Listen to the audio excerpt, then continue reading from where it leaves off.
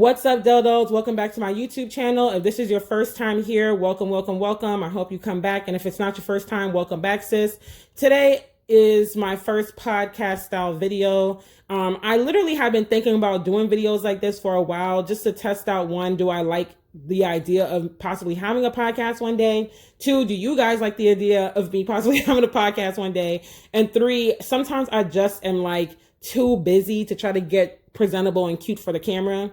And this will be a great way for me to make a video without having to do all the extra stuff to actually show up on camera. Plus, it just makes it easier because you don't have to actually look at the screen. You could just put the camera down or the phone down or whatever and listen to what I'm saying. Even though most of my videos have that kind of content, it just makes it easier when you don't even see like my facial expressions or anything. And mostly, yesterday was a day from hell, and I'm gonna get to why in a second. And because of that, I'm literally playing catch up. I'm catching up on yesterday's work, trying to get on top of today's work, trying to prepare for a taping and an interview that I have tonight. And I also have a Zoom event to go to tonight. I missed an event and a meeting I was supposed to be in yesterday because of it being a day from hell and dealing with damage control. And I also look like all my life I had to fight right now because of all that's been happening in the last 48 hours, 36, 24, 48 hours, So I'm just like, let's get this video out there. But as you can see, today's topic is about outgrowing friendships and relationships. And when life shifts, I was literally thinking about doing this for about 2 weeks. And it really just hit home for me yesterday. But I mean, 3 days ago, 3 days ago, I went ahead and wrote some points down because today was supposed to be a work at home video, because you guys know from my work at home series, every other Friday I was putting up work at home videos with job listings and tips and stuff. But I really feel like that is not really a need anymore, especially since states are slowly opening back up. So what I'm most likely going to do is shift that information to my mailing list. So if you want to still get information about work at home jobs, freelancing, even just social media tips, etc., join my mailing list. It's in the description box below, and you'll get all the information, because that's where I tend to do information, just like dumping and stuff like that. But anyways, we're going to talk about these friendships and relationships. So like I said, yesterday was the day from hell. To give you a backstory, in 2016, a friend of mine had loaned me $300 to get a car that I needed so that I can try to freelance and get some money. This is when I had an idea that I was pregnant, but it wasn't confirmed yet. So me and my son's father were going back and forth. I was getting tests done. Nothing was really solidified yet, but I had an idea that I could be, because you just know, but I was hoping I wasn't low key because of how the situation was. I mean, not saying I'm not grateful for my son, but I'm just saying it was a very dramatic situation. Love my son to death, but how he came into this world was super dramatic and traumatic in many ways. And so because of that, my son's father wasn't sure if he was going to be able to give me money for the car. This is $300, mind you. He wasn't sure if he was going to be able to give me the $300 because it was also short notice, and my parents had a part of it, but they weren't sure if they would be able to really cover it, or be able to give me the whole thing because they had bills to pay. So my mom had suggested that I ask this friend, and I was like, okay, let me ask them and see what they might say. They ended up loaning me the money. Now, to give you more backstory on this friend, this is someone that I used to work with in the government in DC. And it was one of those work relationships that ended up becoming a little bit more than just work, in the sense of we ended up hanging out outside of work from time to time. So I would go to their house on occasion, or we'd go get something to eat on occasion. They ended up staying with me in my apartment with my ex-fiance on one occasion because they were trying to figure out whether they were going to go into the Peace Corps or not. And they were just in a transitional phase of life. So I was like, yeah, you can stay with me. It's no biggie. My fiance was like, cool, it's whatever. And so it was one of those type of relationships. Now, I never claimed this person as a best friend, and that's just facts. It's not even me trying to be shady. That's facts. If you ask anyone who really has been in my life for some years or is actually one of my best friends, they would tell you that. I never claimed this person as a best friend. I always had the same core group of best friends that I've always claimed, and everyone knows them. My family, my other friends, et cetera, et cetera. That's never changed. That's never wavered. One of them I don't talk to anymore like that, but that's just life. It's no beef. It's just life, So it was that kind of friendship. Needless to say, when they gave me the $300, I told them that it would be a while. I can't give them a date on when I would pay them back, but it would be a while because of everything going on. They were like, okay, cool. They had an idea that I suspected I was pregnant, but they didn't know all the nitty gritty that was going into it, like my other best friends did. So, long story short, ended up getting the car, ended up losing it because I almost had a miscarriage while I was working Uber and Lyft. I was rushed to the hospital in an ambulance, and the doctor was like, you're high risk because of this, that, and the third. You don't need to be doing Uber and Lyft because it's too stressful, and you need to be at the hospital. I was literally at the hospital like as much as 2 times a week, every appointment being 3 to 4 hours long. And I was monitored very closely, because Christian, also my son, they also thought he was going to be a NICU baby and stuff. So it was a lot going on. Plus, I was dealing with the absentee father situation because at this point, my son's father decided he did not want to be in the picture. And I didn't have a job, no income coming in. My parents' Social Security isn't banging like that. Like, they're not balling out. And it was just a lot happening. I had to get healthcare and all that. So I ended up telling this person, I don't have it yet. I don't have it. Because at this point, they're calling me, texting me, emailing like crazy. And in the midst of the situation, I was already kind of cleaning house. I'm not going to lie. I was already cleaning house with a lot of people that I used to hang out with because I knew, like, one, I don't want everyone in my business because I'm really dealing with a lot right now, and I don't need people asking me a ton of questions or just like in my business, just always trying to find out what you got going on or giving their unsolicited advice or whatever. So I was already cleaning house, deleting numbers, distancing myself.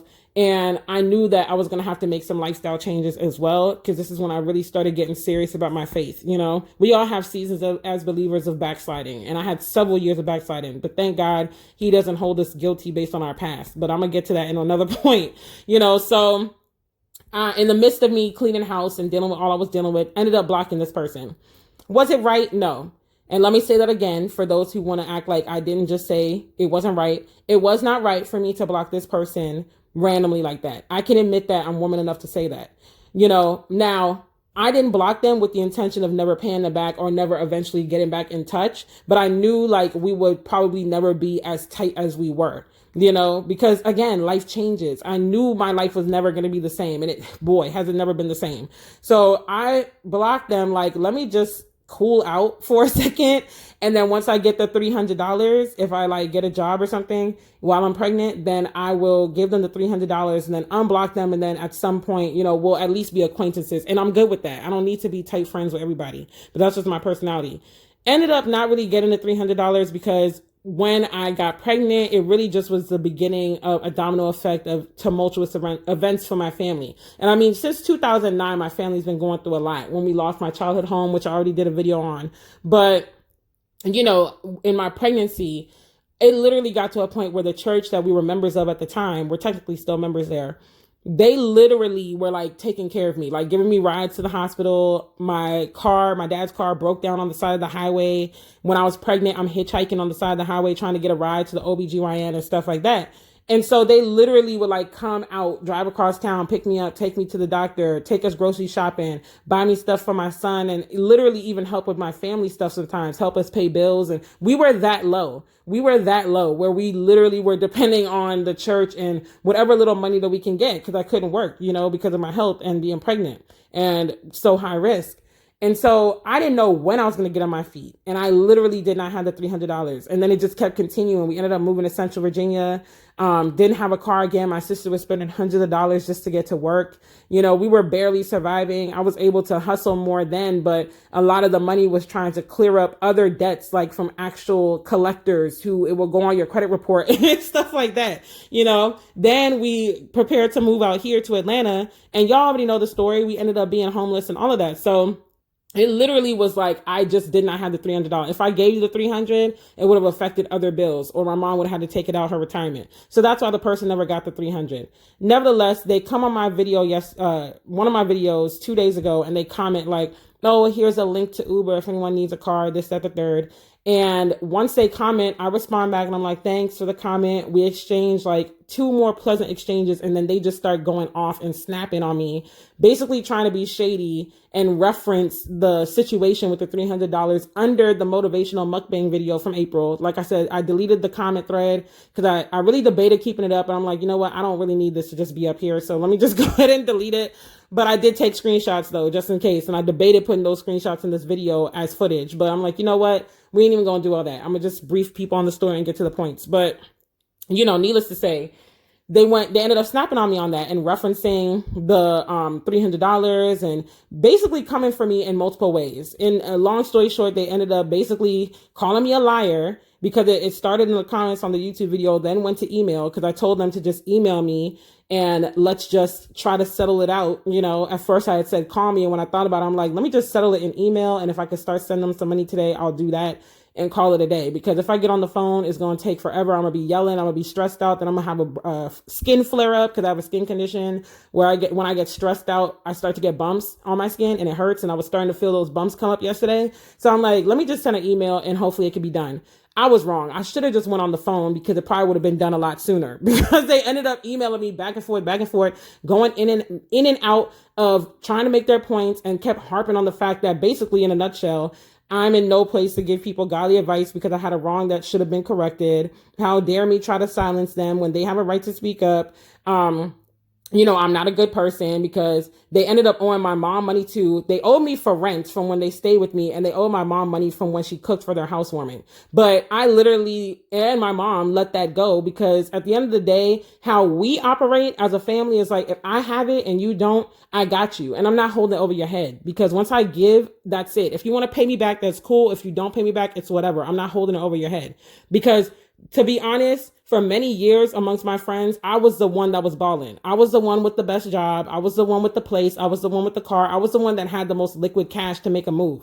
And again, that's just facts. I'm not even trying to sound arrogant, but sometimes you have to remind people of what it was. And for all the stuff I've done for people, I literally never held it over their head. Never brought it up like, oh, well, you owe me this from back then and this and that. Even when people said, I'm gonna pay you back. There's people right now that I could drop names and be like, you said you're going to pay me back and you haven't, but I don't care. I really don't. I gave it to you because at the time I had it and you didn't, and it's all good. At the end of the day, I'm still blessed, so I'm not going to hold it over you. And I'm sorry if I get fired up in this, because these topics really get me fired up.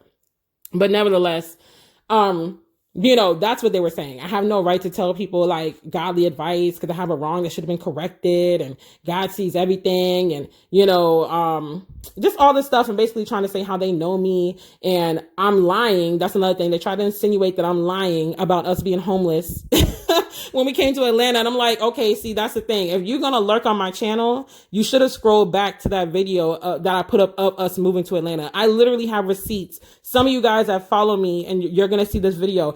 We were in the inbox on Instagram when y'all had to send me like books, or you wanted to send me stuff, and you're like, what's your address? And I literally have the receipts in the inbox where it's like, I don't have an address right now. We're living in a hotel. We're homeless. My brother has receipts. My best friend in Virginia, family, friends that texted to make sure that we made it down here safe. Literally, no, like all these people can be called upon and can verify that we were homeless in a hotel with no address. So for you to insinuate that I was lying because you're in your feelings, and then to try to keep berating me on email, and then when it's all said and done and I send you the money, you literally keep going back and forth with me. Because at first I was like, let me send what I had. And I had like $100 in my account. So I was like, let me just send what I have and then I'll send the rest later. But as it kept going on and on and on about how they're due their money and they're going through a hard time and this, that, I was like, Mom, can you just lend me the 200 and, basically let me pay them off and then I'll just cover a bill for you when I get it or whatever. And so she was like, okay, cool. Because mind you, they also got mad that I told my mom and my sister about what was going on. But see, that's another thing. If you really know me, and people that really know me, they know once you tell me something, or like you coming from, not even once you tell me something, once you come for me, I'm going to tell my mom and sister. Like, they're going to know, like, they are literally my best friends. And they're like, oh, I can't believe you would tell them. You don't know me like that. And they kept harping on how I know you. I know you were racist, saying you don't know me. You think you know me, but you don't. And a lot has changed over the years. What you think you know isn't even accurate information anymore, because I'm always evolving. I'm always growing. So you need to get up to date, and you won't have that luxury because we can't be friends at this point, because you're showing me how you are as a person. So needless to say, ended up going back and forth with them. And they kept refunding me the money, talking about, I just wanted acknowledgement. And this, that, the third. And I'm like, keep the money. You fought for it. You literally wasted my whole day. Now I'm behind. Keep the daggone money. Like, if you're going to do it with your chest. Don't play around with me, because you're wasting my time and you needed your money. Keep it. If you feel urged and led to pay us back for what you owe, then fine. But to be honest, I don't even want the money that they owe us. Keep your money, please, because I don't need it. Like, I'm blessed over here. God got me. So I say all of that to say that my main point is, if you get nothing else out of this video, even out of the other points I'm about to say, outgrowing friendships is a part of life. And people are in your life for 3 reasons: a reason, a season, or a lifetime. And the reality is, a lot of people are not going to make it into that lifetime category. And you have got to stop. And when I say you, I mean just in general. Like, we have got to stop putting people in lifetime categories that are not meant to be there. Period. A lot of people are not going to be in your life for a lifetime. That season might be several years, 15, 20 years or whatever, but that doesn't mean they're going to be there forever. It really doesn't. And we have got to stop that, because this is what you get when you put too much into people and you place too much hope into people. You really do get yourself in a position where you make a jerk out of yourself. And I'm trying to keep it PG because of YouTube. You make a jerk out of yourself and you end up becoming a nuisance and ruining any opportunity that you probably could have salvaged with the person, because they literally try to be like, you left me no choice. I had to comment like this, that, the third, XYZ. You literally could have commented and be like, hey girl, it's been a while. Let's catch up. My email is in the description box on every video. You could have scrolled up and been like, let me send an email. That's a business email. I'm not going to block anybody on that. I mean, I might block this person now, but I'm not going to block anybody on that. So I'm like, you could have done it in so many ways. Hey, let's catch up. Love to see you on YouTube. This, that, the third. I would have responded because I understand. And they wanted to try to coach me on the YouTube algorithm. I understand how algorithms work. That's how I've built my Instagram and my YouTube. So I understand by commenting, that's going to raise me up in the algorithm. So if you commented like you had some sense, then I would have still responded and it wouldn't have been an issue. And then you probably could have even still been talking to me right now, but I'm good on that kind of energy, because the thing is, once people show you who they are, you got to believe them. Because going back to me being pregnant, there were a lot of people that started showing their true colors in various ways. I had friends, one friend in particular, that offered to help me and would literally out of their mouth said, whatever you need, let me know. If you need to use my car to move or anything, let me know and I'll lend it to you and this and that. When I started asking for the help that they offered, now it's, you're such a needy friend. You always need something. You don't care anything about me, da da da da da. Literally for verbatim. And come to find out that person was going through some things, but the level of disrespect that they came at me with, I couldn't reconcile that. So I still don't talk to that person to this day. I don't wish ill on them. I hope they're doing great, but we can't ever be friends, because not in that way. Because at the end of the day, there's certain things I will never do or say to a friend. And I can bet my life on that. I will never come out the side of my neck talking to someone crazy. I will never disrespect them. Regardless of what I'm going through, that's not the person's fault. So I'm not going to come out the side of my neck disrespecting them. And I'm definitely not going to get into a public dispute. That's tacky. I don't do that. If you have an issue, you can email me. And you better and see, that's the thing. People will try you when they feel they can. And I tell everybody, get your fun in now, because when I get to a point where I actually have built my business and my brand, you're going to have to take it up with my attorney. So enjoy the fun now, because the buck is definitely going to stop one day, and it's going to be one day soon.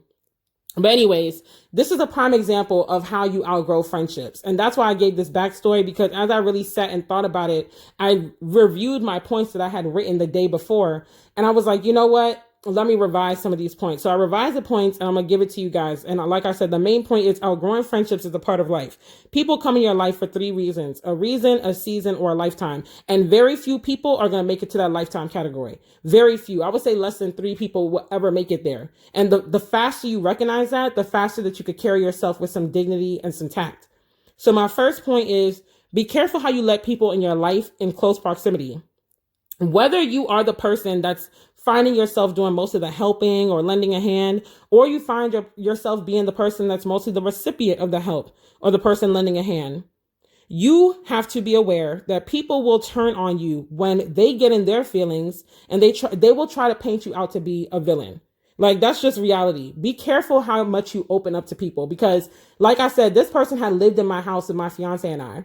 There's many times where I could be like, yeah, I done seen some things, There was a time we were all drunk together, wilding, and I could go into detail about how that all unfolded, but I'm not even going to get into that, And I told them in the email, it's like, I literally could have what you did on my channel, because it's setting up my business. That's like me showing up to your place of employment and talking in front of your boss about how you acted when you got drunk and how you did this and how you did that. That can literally mess up your employment. So I'm like, and there are things that I could say I've done for you. And my mom literally verified that yesterday. And my ex-fiance can verify it and be like, yeah, like we all have done stuff for this person. And we could have easily called it out and be like, well, you owe me. But at the end of the day, it's not about that. And they try to come back and be like, oh, well, there was ample time where you could have said I owed you. Again, it's not about that for me. Because once I have it, I have it. And I got you, period. So I'm not holding on to debts. It's not a tit for tat for me. And that's why me and my best friend, the one pictured, we literally have had our friendship last many years. And that's one of our fundamentals. There have been many times where I had it, she didn't have it, I had her. Where she had it, I didn't have it, she had me. And we don't hold on to that. It's not like, okay, well, I covered you this time and you owe me and this and that. Even when we might have said, okay, I'll pay you back at some point or whatever, we understand that, hey, this person might not pay me back. I don't give unless I'm comfortable enough in my position to give without hounding the person. So that's just how I operate, so that's why you have to be careful who you let in close proximity, because people will quickly broadcast from the mountaintops what they did for you, but they will forget to tell people what you did for them. And that's exactly what this person did yesterday. Why are you bringing up all this stuff? Don't forget to bring up what I did for you. So really mind who you let in your life, who you let in the details of your life, who you let know about your struggles, because a lot of people do not want to see you win. A lot of people are waiting to see when you stumble, when you fall, and to hold it over your head when they can. My other point, be okay being by yourself. I know this might sound harsh, but you're really not owed friendship. You really aren't. No one is owed to be no one has to be your friend. You don't even have to have friends. Having friends is beneficial, but it's not a necessity. Air and water are necessities. I can't live if I don't have oxygen. I can't live if I'm not hydrated. I can live if no one's calling me. I can live if I don't have friends to hang out with. Is it the most beneficial for me? No, because I have no one to bounce ideas off of. I have no one to pour into me, whatever. But I'm not going to die. I'm going to be okay. So until you get to a point where you are okay being by yourself, you will always look at relationships and friendships through a lens that make it hard for you to move forward when it's time for it to end or when they end abruptly. And that's not a good place to be in. For me, I was always raised by my parents where it's like, you don't need friends. My parents always told me that. You don't need friends. My parents always had people drawn to them, but they literally were each other's best friend and we were their friends. Like our family are each other's best friends. We literally, like my sister, she don't have a ton of friends like that. She's always been pretty much like a lone wolf, but she carries herself in a way where it's like, I'm so unbothered because at the end of the day, one, she was raised like that by my parents. And two, she had me and my brother. And then, as we have kids, our kids and things like that, and cousins when we visit our family overseas and stuff. So my sister is so unbothered by friends, like friends that come and go. She's been done dirty by people several times and she is not losing sleep at night. My sister is a G when it comes to stuff like that. She's like, I'm good. So, you have to get to a point where you're okay being by yourself. And it's funny because the other day I came across an old journal of mine from 2015. And I have spurts in my life where I journal more than others, but I feel like I'm really getting back to a point where I'm going to start journaling, And it was just amazing and really sickening in a way to see where I've come from. I was really needy in 2015. I was really in a space where I felt like I needed to be friends with someone. I needed acceptance. I needed people to want to be around. Like I was reading the journal the journal entries, and I was like, yo, you were like gone. Rondell, what were you on? Like I was a totally different woman. Now it's like I'm so fulfilled by my own company. Like me and God, we're having a great time. We are having a phenomenal time. And I know that he has me in this season of being alone for a purpose and for a reason, because every friendship, every connection that I have now has a purpose. It's a kingdom. It's literally like a kingdom connection. So I have had to get to a point where I was okay being alone. And my pregnancy really gave me that opportunity because I realized a lot of friendships I can't take with me into the next season of life. It's not going to be healthy to be around my child. It's not going to be healthy for me. It's not going to be good influences. Like that's just facts. And these are things that people don't want to bring up, but it's like, you know what? I'm good.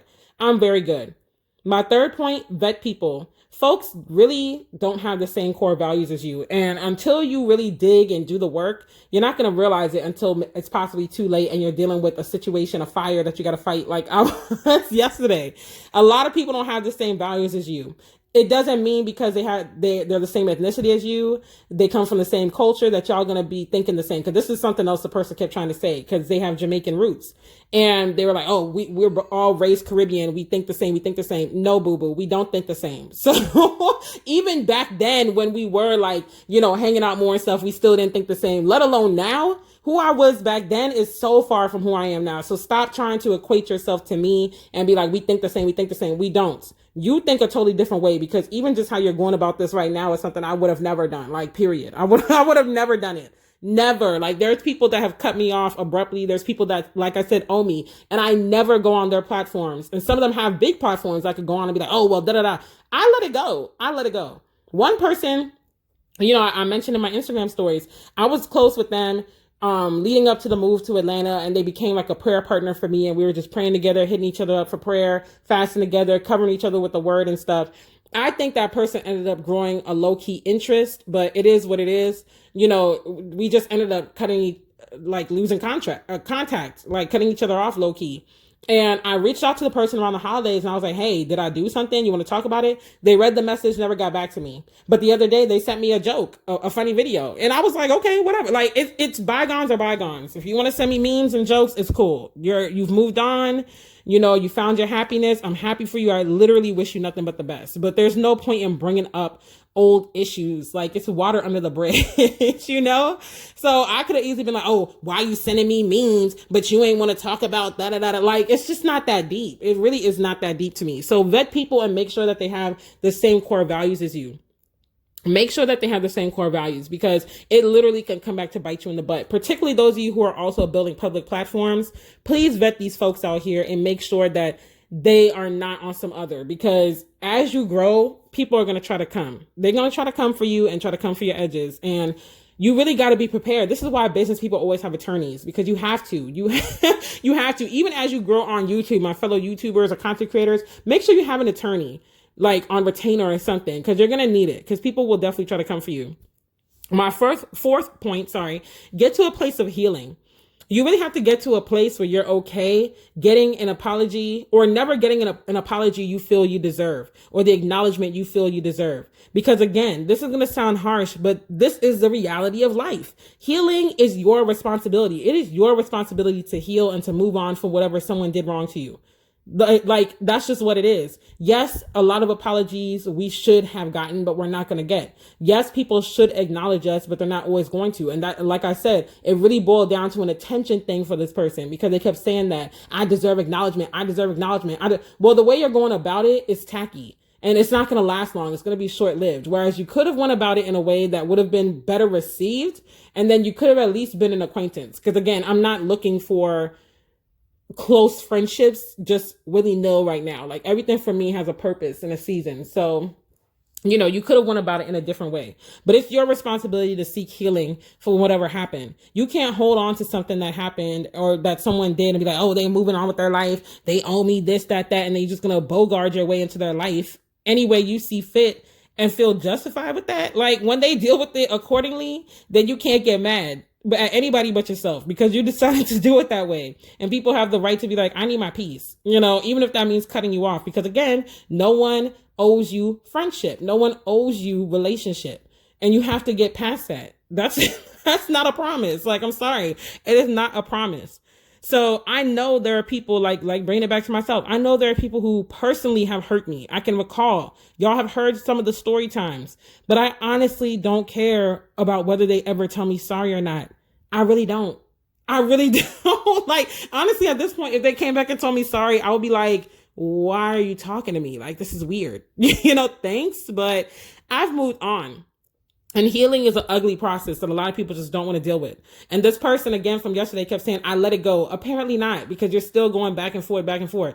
You need to truly let it go. You need to pray, and you need to fast, and you need to heal and let it go and do some inventory on your own life. Like, seriously, because I've had to check myself in certain situations as well, too, with some of the people that did do me wrong. I'm not 100% innocent, And so I had to check myself and be like, you know what? I just need to let it go. Like, there's no need for me to be this bitter and stuff. It makes literally no sense. It literally makes no sense whatsoever.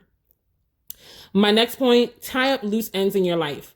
So this will go back to me blocking the person without like coming out and just telling them, I can't afford the money. You're not going to get it back, or, just back up off me, or whatever the case may be. I can admit that I should have just come out and said, you know what? I can't, I'm just not going to be able to give you the money back. My bad. Or I should have just told them whatever needed to be said. That was my bad. I can own up to that. So tie up loose ends in your life. Don't allow things to fester. Don't allow anything to linger that can come back later and be held over your head. Because again, especially my fellow YouTubers and content creators, people are lurking. People are watching you. And some people will literally rejoice, excuse me, to bring up something that you did to them in the past at the height of your success to try to bring you down. Because people literally cannot let stuff go. They literally cannot stand to see growth and evolution. And especially if they're still in a spot where they're pretty stagnant, because just because someone's getting older, that doesn't mean they're getting wiser. That doesn't mean they're maturing. That doesn't mean evolution and growth is happening for them, or at least not as fast as you. And people will try to come for you. So make sure you tie up your loose ends. Make sure that you close out any debts you might owe people. If you do have the opportunity to apologize. Try to do stuff like that. For me, I think that was literally the only thing that was left lingering, because there's literally nothing else that I could think about. There's nothing else that I could think about. And the thing is, one of my other friends from back then, they had reached out to me a couple months ago on Instagram. Slowly but surely, we kept communicating. They kept engaging with my Instagram and stuff. And then eventually they asked me for YouTube tips and content creation tips and so on. And we ended up having a heart-to-heart, because they were like, I'm just really proud to see your growth and this and that. And we started reminiscing about old times of us partying together and stuff, because we used to be wild, y'all. We used to be in these streets. This person that I'm talking about now was one of my core groups. This is the person that anybody could be like, oh yeah, I remember that person, this and that. Everyone knows them from my life. And so, we were reminiscing on that. And then that person was like, why do we end up not talking as much and this and that? And I just told them, look, when I was pregnant, I was going through a lot, and I was really struggling with coming out of depression at that point, and plus health issues and financial issues and just a lot of things coming at me. So I literally just distanced myself from people. Some people are flat out blocked because they disrespected me, or I just knew there was no room for us to be friends and where God was taking me. And other people, it was just a distance thing. I just kind of fell off the grid altogether and stuff until I knew I was in a healthier mental space, And they didn't come for me. They were like, oh, you cut me off and I was trying to reach you and this and that and da-da-da. They were just like, yo, I didn't know that you were struggling with depression. Because the thing is, from the outside looking in, people see what they think is success, and they think that you're just happy and living high on the hog. Because like I said, out of my group of friends, I had the highest paying job. I had my own place before the rest of them had their own place. I had the new car. I had the fiance. And my life literally looked like it was just coming together, right? And then it literally just started falling apart from dumb decisions that I made, sin I was living in recklessly, and some things out of my control, but it was literally like a perfect storm of events. And she was like, I literally had no idea that you were dealing with depression. And I'm like, it just goes to show you don't know what people are dealing with. So when you come at people sideways, and when you start going off and flying off the handle and stuff, you're just doing too much, and especially when you're doing it out of an envy thing, or a need for attention because you feel left out or whatever. That is, you have some rejection issues that you need to deal with, and you need to literally seek healing and possibly a therapist for that. Really, if you have to feel validated by people always acknowledging you and stuff, or you feel rejected, the minute that they don't, you seriously need to get some healing and restoration in that area, because you are validated by people's opinions of you. You are validated by people's attention to you, and that's not healthy. You got to get to a point where you're good regardless, and that's just facts. So, because she approached it in the way that she did, we still keep in touch to this day. And it's slowly but surely that relationship is being restored. Now, will we ever be keying together, doing the most? I don't necessarily think so, but it's still no beef there. It's still a good relationship. It's still a resource, where at least we can help build each other up and support each other and stuff. So that's why I say tie up loose ends, because other people, it won't work out like that. My second to last point, I think this is my second to last point, is to make sure your closest circle of people are running the same race as you. I went live yesterday on my Instagram and talked about this, and long story short, if they don't have the same end goal like you, and again, those core values, then you're always going to they're not going to understand your lifestyle. And you're always going to have to explain like certain decisions you make or why you move a little differently and this, that, the third. And when I say running the same race, I don't mean they have to desire the exact same things out of life. So if you desire to own a hair salon, they don't have to also desire to own a hair salon, but the core values need to be the same, and their hustle, their grind, their grit, their lifestyle should be similar to where they can understand, because those are going to be the people that help edify you in times where you do find yourself dealing with opposition, fighting fires, maybe dealing with self-doubt, whatever the case may be. They're going to come in and they're going to edify you. You know, one relationship that I really look up to, even though I don't follow them hardcore like that, but I admire their friendship, is B Simone and Pretty V. They really have a great friendship, and they've been best friends, not like super long, but for a couple of years, but they both are in entertainment, comedy, you know, media. They both are on Wild 'N Out together or whatever, but I just admire how they support each other wholeheartedly, how they ride for each other. And it's no sloppiness. Even when one of them is dealing with mess from everywhere else, like right now, B Simone's kind of going through some things, but you know, V is still there to support her and like pour into her and uplift her. And it's like, you have to make sure that your friends get it. This is why people tend to hang around people who are in the same sphere of life as them. So like, you find a lot of actors hanging with actors because they understand the lifestyle. They understand when you might move a little different. They understand when you change your perspective on things and why you did so. You know, this is why I find myself talking mostly to fellow content creators right now, because they get it. They understand when they don't hear from me for days because I'm working on content. They understand when I don't really pay attention to them because I'm trying to balance my life and business and all this other stuff. You know, a lot of the people that are in my personal life, they don't hear from me like that. They really don't. And the ones who get it, get it. Like my best friend in Virginia, again, she's in a season of life where she's building and she's grinding and she's working towards her dreams. And so people that I actually really want to talk to barely even hear from me, let alone people that are literally coming out of nowhere and causing a scene. Like, it's just, it's too much, all because they need attention. Because that's what it kept boiling down to. Like I said, this person yesterday, they kept referencing and throwing shady remarks about my Delle Dolls and bigging up your sisters and this and that, the third, and I deserve acknowledgement. So it really is an attention thing for you, because even with you continuously giving me the money back, you just want me to keep paying you attention so you can say you're getting attention. You know, it's not even really about the money. Like, yeah, that's a part of it, but you just want someone to pay you some mind. And it's annoying because you're taking up my time that I need to be doing other stuff. And now I'm playing catch up. You know, that's another lesson too, which I didn't write this down, but sometimes you really just gotta block people. Like, now that I think about it, I should have just blocked him and just gave them the $300 and kept it moving. But sometimes, you know, you feed into it, and other times a clap back is needed, you know, because, and that's another thing. A lot of people be like, oh, why this person making response videos and clapping back? You would be surprised how much people don't clap back at. Like, if every YouTuber or content creator clapped back at everything that people came for them for, it would be nothing but clapback videos and in-feed posts. Like, that's all it would be, clapback season. So there's a lot that we let slip through the cracks. But in this case, I had to just let it be known. And I was like, this kind of feeds into my topic for Friday anyway. So, you know, make sure they understand the demands on your time. Make sure they understand your lifestyle changes. You know, make sure that they have the same end goal as you and the same grit and the same way of going about things for the most part. You know, your inner circle, like the top 3 to 5 people you would spend most of your time with. This is how they should be. The last point, do not allow someone's memory of who you used to be disqualify you from where God is taking you. So this one is for my believers in particular, but this can be for anybody, but particularly for fellow believers in Christ.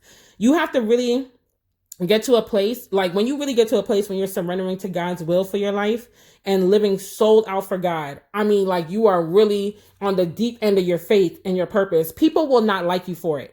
They really won't. And another thing that lets me know that yesterday's events solidified this is because, like I said, they kept coming for my Delle Dolls for y'all. They kept trying to be like, oh, your brand, your platform, like everything was in quotes in the emails and in the comments. And it's just like, oh, your brand, your business, your platform, your Delle Dolls, your sisters, you know. And they literally cannot stand to see the joy that you have despite what you've been through. And then to try to disqualify the fact that I was homeless and God got me in this house that we're living in. They didn't believe that. They literally try to be like, oh no, you're working, you have money, you just, like, in a way, like, you're working, you have money, you just don't want to pay me.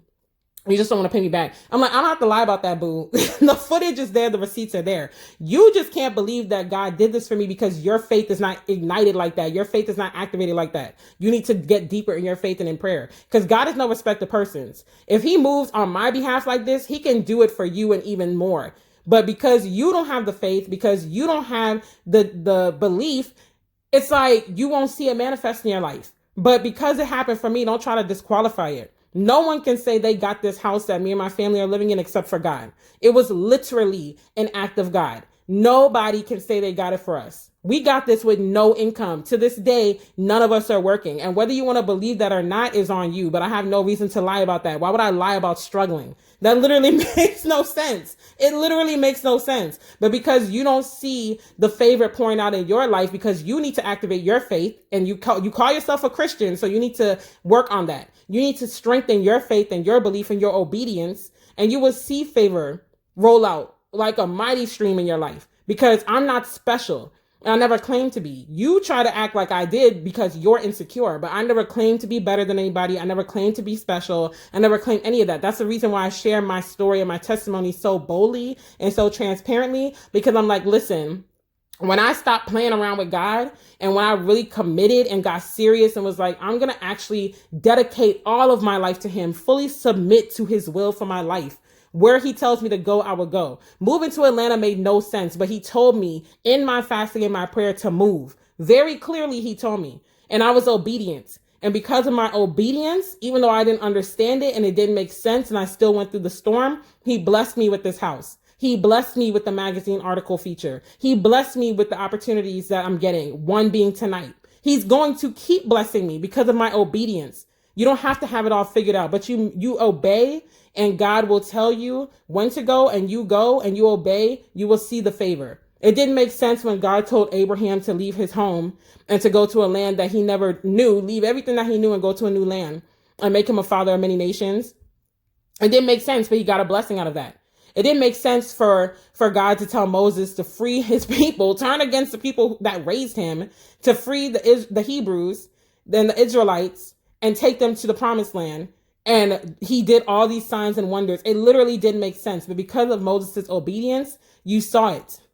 It didn't make sense for Esther to come against the king and to save her people, but she did it. And because of that, the favor ran out. Like, we can literally look at all these stories and examples in the Bible and even in our own personal lives where it's like God tells us to do something and it doesn't make sense. But when you're obedient, the favor and the blessings roll out. So don't try to come for me and disqualify me like, oh, you're lying. Don't take me for a fool. Well, you're acting like one. So when you try to say that you know me and you know my story better than me who's living it, that's when you start acting like a fool. And when you come on my platform and you act like a fool, I can deal with you accordingly. So yeah, you have the right to speak up, but you also have the right to get blocked. And that's just on period. So, and that's light work, because like I said in the live stream, my family don't play. So if you really wanted to take it there, it could have gotten really ugly. But I'm not even trying to do all of that because I know I'm blessed regardless. Just like how God blessed me with this house, he's going to keep blessing me with opportunities. He's going to keep blessing me with my goals. And what he has for me, no man can can spite that. No man's feelings can stop what God has for me, because you feel some type of way. You like, oh, God's going to deal with you.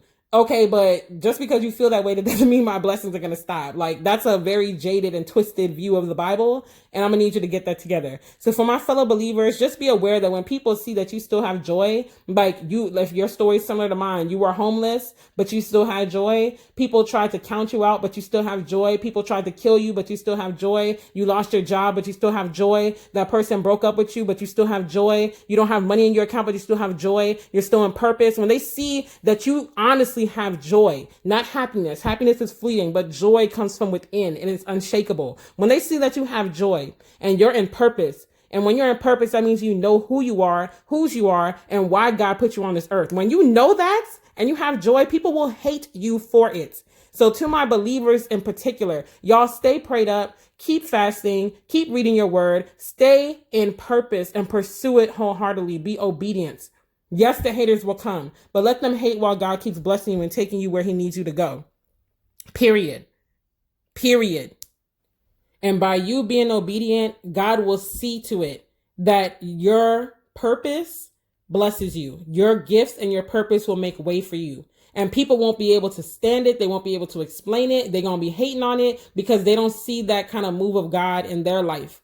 And it can happen for them. It's not even like you're better than them. And that's the thing. This is another thing. Again, believers, my fellow believers, a lot of people love to say that we think we're better than everybody in all this because they see the favor rolling out, or they see even just the growth, even if you're not getting a ton of miraculous things happening in your life. Because I understand, the span of what happened in my life, the time frame and the magnitude doesn't happen every day, all day, but it can. But at the same time, they just see the growth and the evolution and peace of mind, contentment and joy alone, and knowing who you are. That alone will have people feeling some type of way. And when they see it, they can't explain it. And they like to say like, oh, you think you're better than me and this and that, the third. I literally don't know I've never met a believer that literally has said, I'm better than this person, or I think I'm better than that person. And I literally have grown up around believers. I have never heard it. I've been around all denominations across the world. I've been in different churches. I have never heard those words come out of that person's mouth. I've never heard that person even carry themselves in such a way where it's like, I'm better than you. And I know it. Like, no, you have insecurities about your own life and you see the way this person is thriving and you feel some type of way about it, because instead of worrying about yourself, you're worried about what they got going on. Focus on your walk. You tap into the power that God can have in your life because he wants to do it. He's just waiting on you to get it together and stop playing around. But until you get serious, you're not going to see these mighty moves, but that's why I share my testimony so boldly. I don't hide things, and I had alluded to this story in the past about the money and stuff, but I never went into detail because there was no need. But in a way, thank you. If the person is lurking, thank you for acting a fool yesterday, because you're just helping my story be told even more. And at the end of the day, people are getting inspired and people are coming to Christ. And that's all that I started this platform for.